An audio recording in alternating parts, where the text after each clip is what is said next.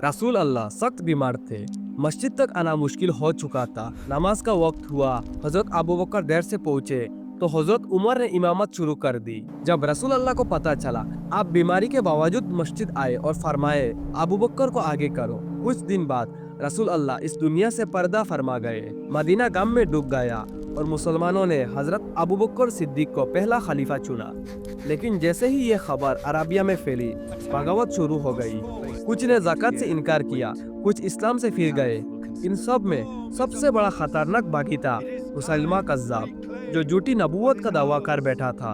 अरब का इतना बड़ा हिस्सा आग में जल रहा था और इस्लाम का मुस्तकबिल दाव पर लग चुका था।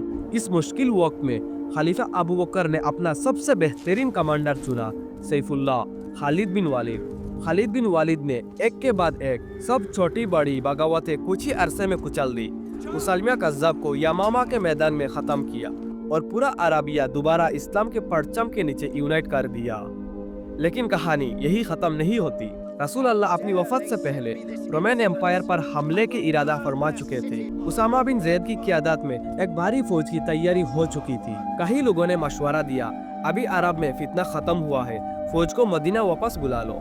लेकिन अबू बकर सिद्दीक का जवाब तारीख बन गया, मैं वो परचम नहीं गिरा सकता जो रसूल अल्लाह ने खुद बांधा हो। इसलिए खलीफा अबू बकर ने खालिद बिन वालिद को मदीना बुलाने के बजाय हुक्म दिया कि रोमन सरहदों की तरफ बढ़ो। इसी तरह इस्लाम की फतूहात का सिलसिला शुरू हुआ। कुछ अरसे बाद हजरत अबू बकर की तबीयत धीरे धीरे खराब होने लगी। अपनी जिंदगी के आखिरी लम्हों में उन्होंने मशवरा के बाद हजरत उमर फारूक को अपना जानशीन चुना और फिर इस्लाम का पहला खलीफा खामोशी से इस दुनिया से रुखसत हो गए। लेकिन जो बुनियाद वो रख गए, उस पर एक अजीम सल्तनत खड़ी हो चुकी थी।